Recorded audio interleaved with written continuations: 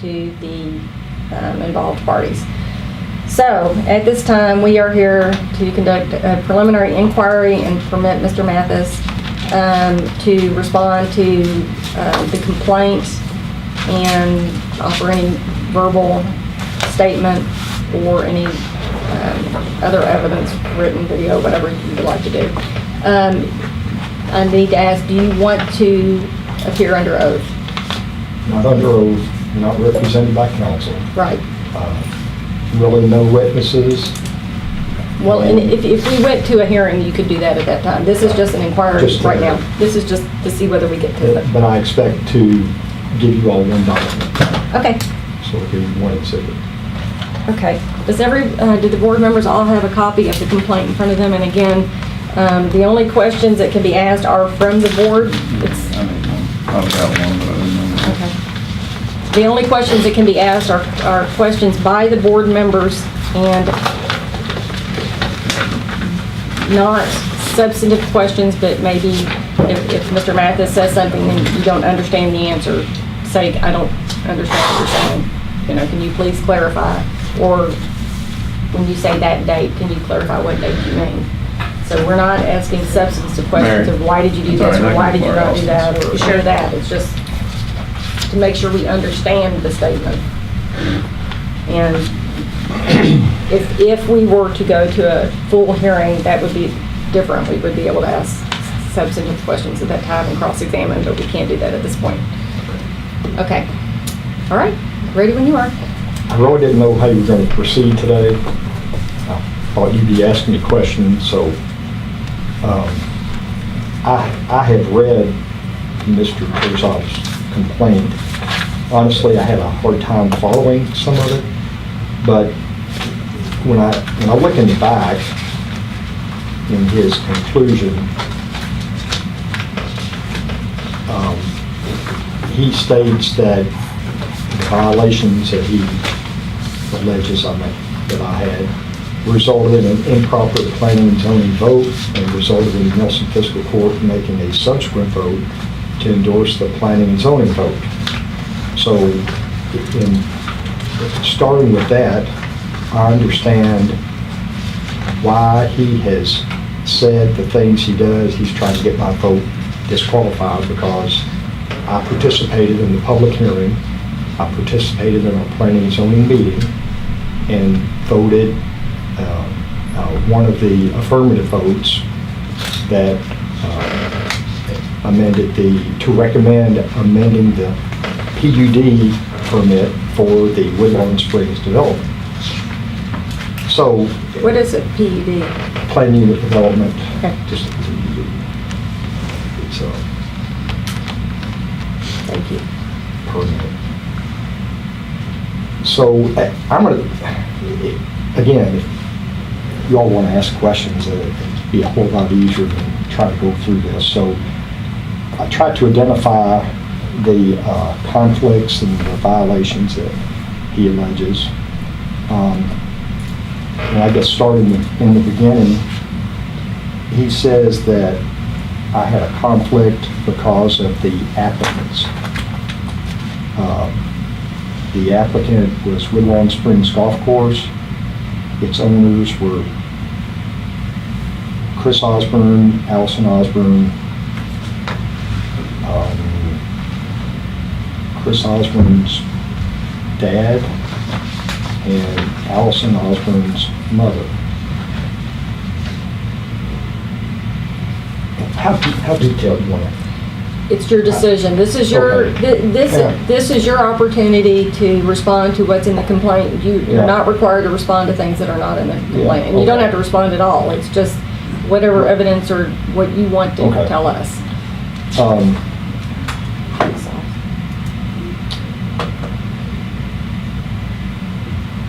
And you can confirm. Again, it's hard to take it in order, but he cites Jody Hayden in here. And he says that as my role as secretary, that I argued openly for the acceptance of these changes proposed in the application. Well, at the public hearing, as is customary on every one we do, the commissioner will start on one end, and, you know, what, Commissioner so-and-so, what do you think? What do you think? What do you think? What do you think? And he goes down the road. So I stated my opinion. I don't know that I was arguing openly for acceptance. As it was, it was tabled and then the meeting was held later. I did vote for the proposed change. And he says that my vote was a conflict of interest for multiple reasons. And he cites my business interest as being a conflict, and then cites a section 5 of the Ethics Code. He says that I own multiple businesses in Nelson County, such as Bardstown Asphalt Company and Mago Construction, and I'm on the board of Wilson Bank. I don't know what being on the board of Wilson Bank has to do with this. He says that these are two paving companies. They're not. It's one paving company. Bardstown Asphalt Company has no paving equipment. It has trucks. It's a trucking company. He said by virtue of my financial disclosure that I failed to disclose Tapco Incorporated. Tapco is another trucking company. And he's gone through the Secretary of State's website, which does not reflect ownership. It does reflect directors and officers of a business. The Ethics Code requires disclosure of over 5% interest in a company. So, again, why he put Wilson Bank, I have no idea. He says I did not disclose Tapco. I had on prior occasions. That may have been a mistake. Again, I'm trying to dot I's, cross T's when I do these financial disclosures. I personally don't own Tapco, the stock in Tapco. I do own Bardstown Asphalt Company.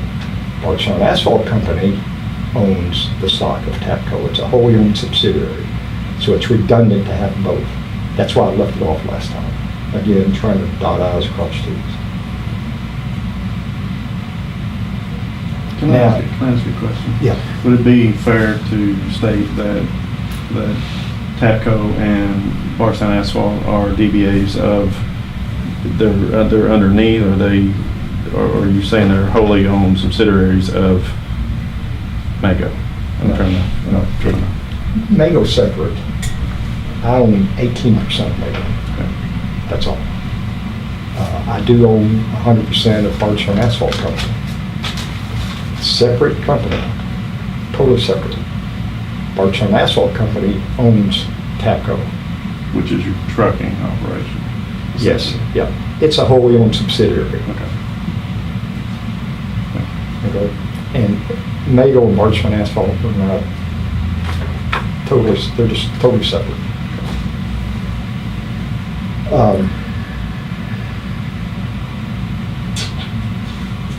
So that's the reason that was not on the last filing. You're talking about 2017 filing? Yes, ma'am. Yeah. 2017.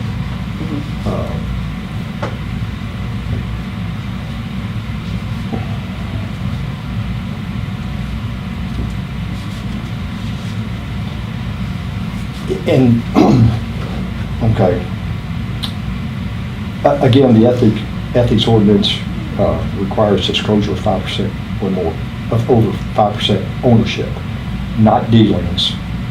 So it's not dealings, and the fact that he said I was president, that doesn't, again, I just have a hard time finding, understanding his reasoning and trying to connect that. He says that the very nature of the business, the fact that it does construction for Nelson Fiscal Court, would reach a substantial conflict of interest in many areas of construction. the ethics ordinance, I think, states that anything competitively let is excluded, and everything that MAGO does with the fiscal court, city of Bardstown, whatever, is competitively let. And that has nothing to do with this application, the application that was voted on anyway. I believe he said that,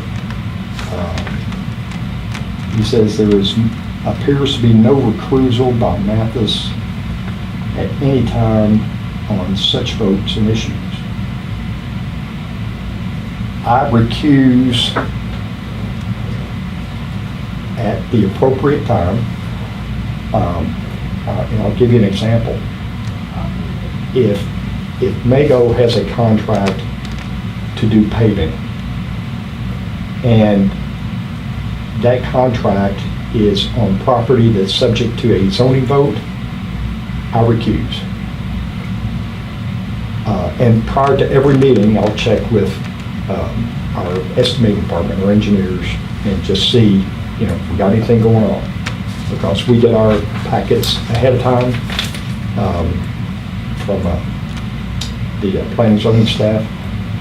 And if I have a conflict, because MAGO has a contract to do paving, I will recuse.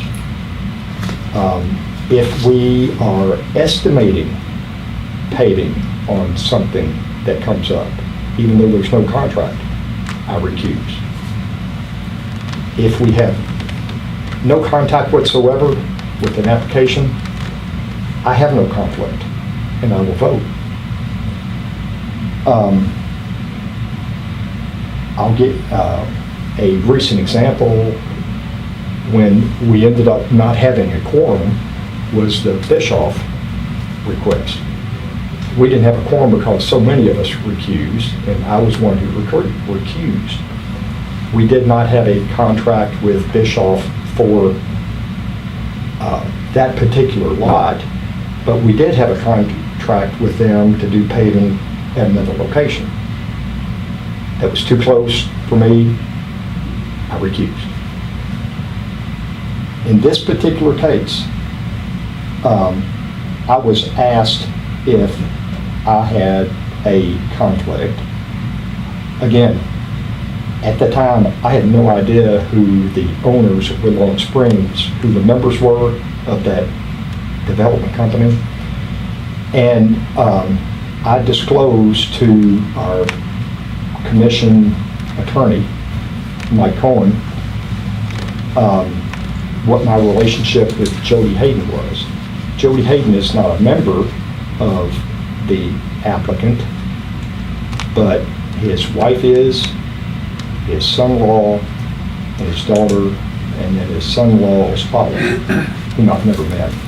And let me say this, I have seen Jody, I think, twice in the last year and a half. One was coming out of a funeral home, and one was at a groundbreaking for the Kentucky Owl.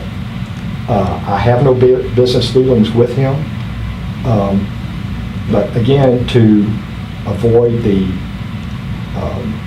just to make sure that I was free to vote on this, I had a conversation with Mr. Cohen. He confirmed by email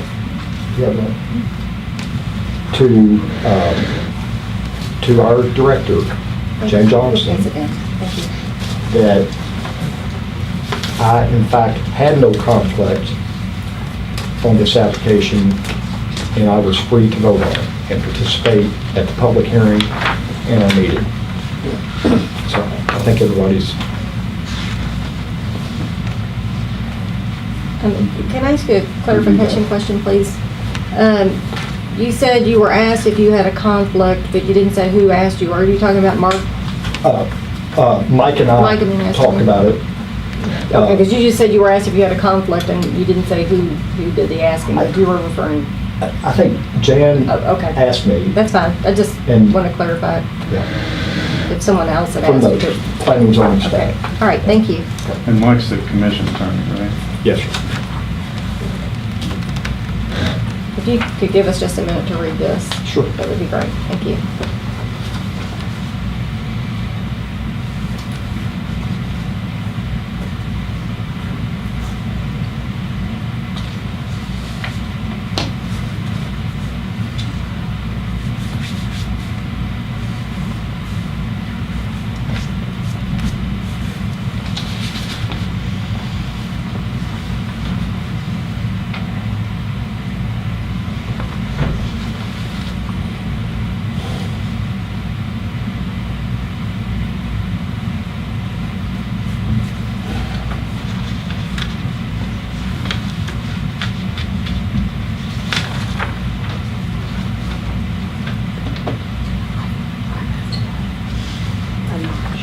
Did I say so?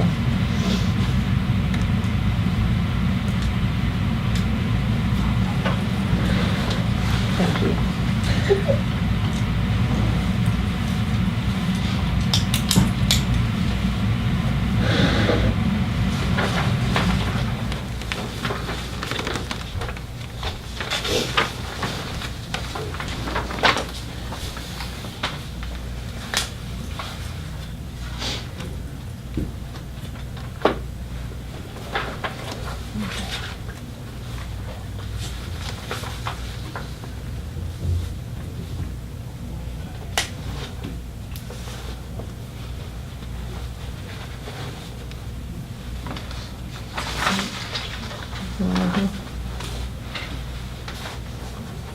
Okay, I think we've all finished reading this, if you would like to continue. Okay.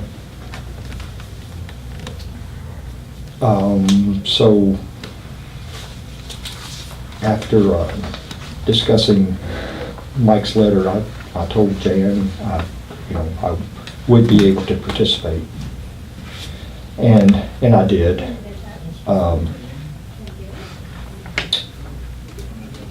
Let's see.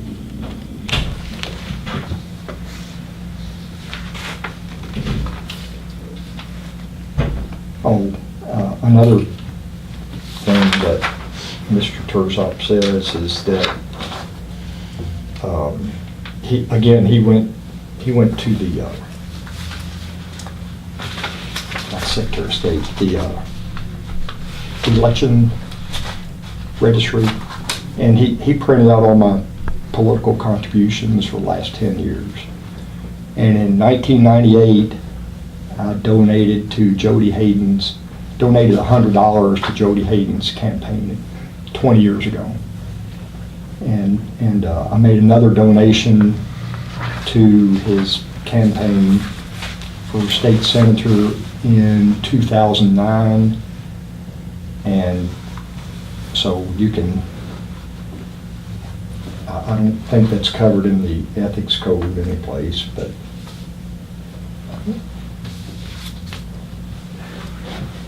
so anyway, I don't know why he printed it.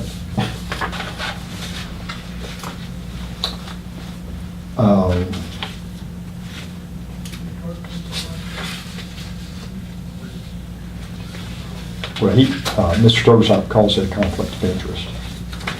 I don't think that's conflict of interest.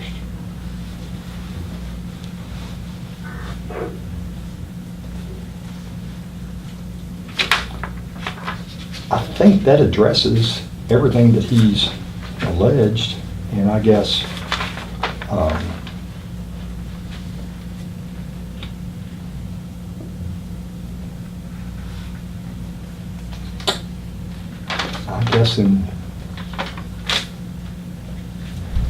be glad to answer any questions.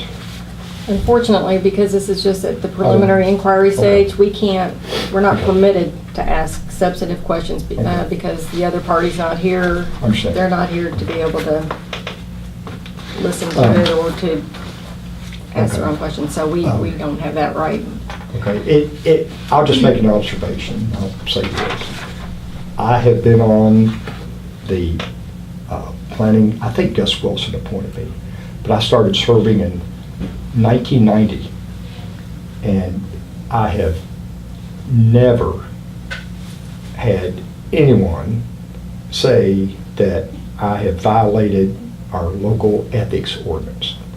Now, it's very convenient for Mr. Terzop to, because he does live in that neighborhood, it's very convenient for him to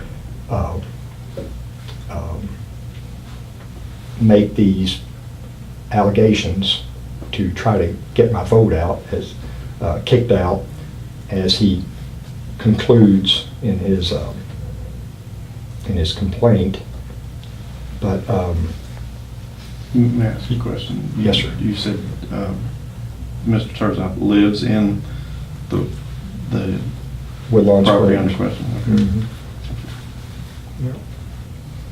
So I understand his motivation, and I know hasn't been in the community long, and he doesn't know me, and I don't know him. I've never spoken with him, or Mr. Thrasher, who delivered the complaint for him.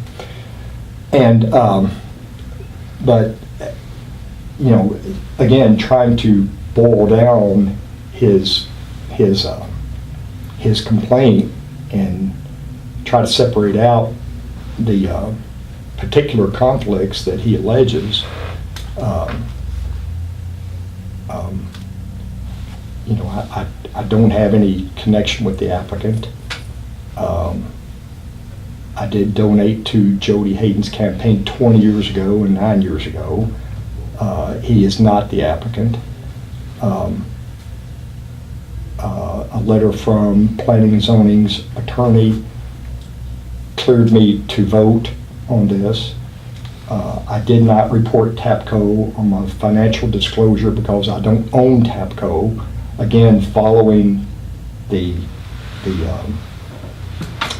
financial disclosure appropriately.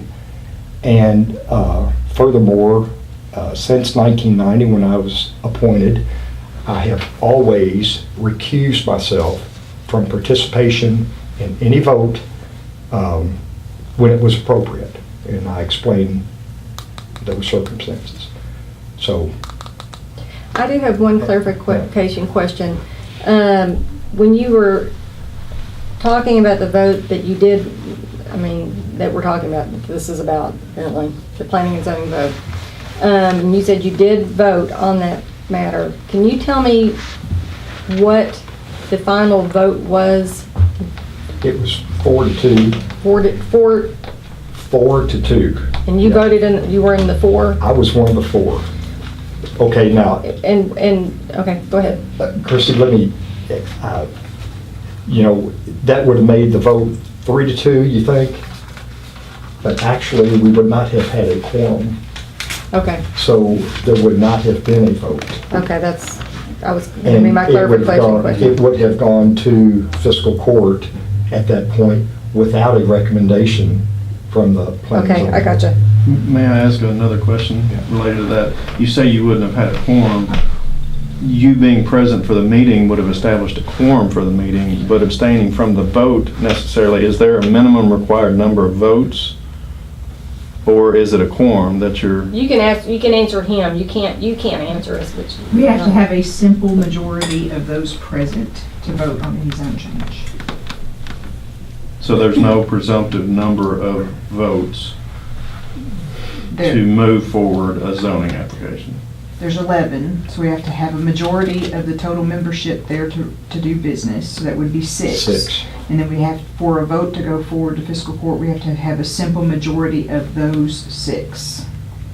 So we would have had to have 4 to move something forward. So it would have, okay. So the If it was reason I'm 3-2, asking it that would- question Yes. is So 3-2 would have failed? Correct. Oh, okay. 3-2. Wouldn't have been enough people. Wouldn't. That's what I just wanted a clarification on, I don't need to know who voted. Well, that's Other not than what either, I'm you just did, saying, but I'm I'm just more trying to- looking, I'm trying to drive down into whether or not that him not voting would have changed the outcome of the vote. And we, yeah. There are instances when people abstaining that their presence Would be goes with the majority But of the not, votes, but not in this not instance. for what, how Mark is explaining it. Right. Okay, that's all. I don't want to, we can't get it substantively too into that. I just needed a clarification because when you talk about the vote, I wasn't understanding exactly what you meant. And also, when I recuse, or when any of us on the commission recuse ourselves, we leave the room. We're not even in the room. I don't have any other clarification questions. Do you have any? I do not. Jim? Austin, do you have any? Okay. I can't, at this time, I'm gonna make a motion to go into closed session, but before I do, I want to clarify procedurally something. Okay, under the ordinance, we have to have this preliminary inquiry today. We have to at least start it today, because of the timely manner required by the ordinance. We are not going to be doing a final vote on this, and making any formal decision. And of course, in closed session, we can't do that anyway. We can't make any decisions in closed session. We can only discuss matters that are appropriate. You are welcome to stay, and there is always a chance that we might have another clarification question we need to ask you. But we won't know that till we go into closed session. But we can't ask you anything substantively, so I personally don't see us needing another clarification, but I don't want to, I'd be glad to it's up to you. be here. I mean, I know you've got this 30-day limit. Well, no, we just had the 30-day limit on having to have this, where you have a chance to respond. We don't have a choice on that. We had to have that with today, by within the next day or two. I mean, we were running out of time. We're at the end of the 30 days. But we won't be doing a vote or making a final decision on how to respond to the inquiry without a full board. And I don't know, there is a chance John Stone may show up because his appointment was this morning. And I told him if he felt up to it and he wanted to, if we were still here in the meeting, formally our meeting's still going on, he could, join the proceedings at that point. I don't see that happening. I don't see him showing up. So what we will do is we'll just send out a notice for when we set up our next meeting. And, typically what we don't, even in these circumstances, even if we had a full board, we typically don't announce at the meeting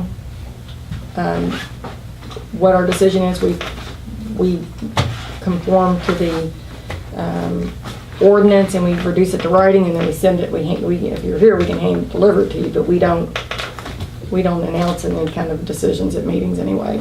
So even if you came to the next meeting, we may end up having a meeting and just deciding this matter and putting it in writing and sending it out in the mail. So, like I said, this is the first time this has ever happened where we haven't had a full board at an inquiry. So, I unfortunately can't tell you exactly what's going to happen. But Anything else I need to add? okay, all right. Chris, I'd be glad to hang around. It's up to you. I mean, I can't predict what we're going to do and discuss in closed session. You go in closed session, I'll be out there. If you need something, just let me Okay. know. If we did, it would just be again, we wouldn't be anything substantive really, other than just, can you clarify this date, or can you clarify what you said when you meant this? We Sure. can't question you about it because that would be inappropriate. It wouldn't be due process for Mr. Terzak. I'm sure. Because he's not here. And I do want to make a note for the record. I spoke with Mr. Terzak last week. He asked me what was going to happen at this preliminary inquiry. I briefly discussed the procedure. He said he did not plan to be here. He did not want to be here, and he understood and was glad you were having an opportunity to present what you wanted to present. So he did know about this meeting. He just chose not to be here today. So anyway. Okay. All right, at this time, I'd like to make a motion. We go into closed session under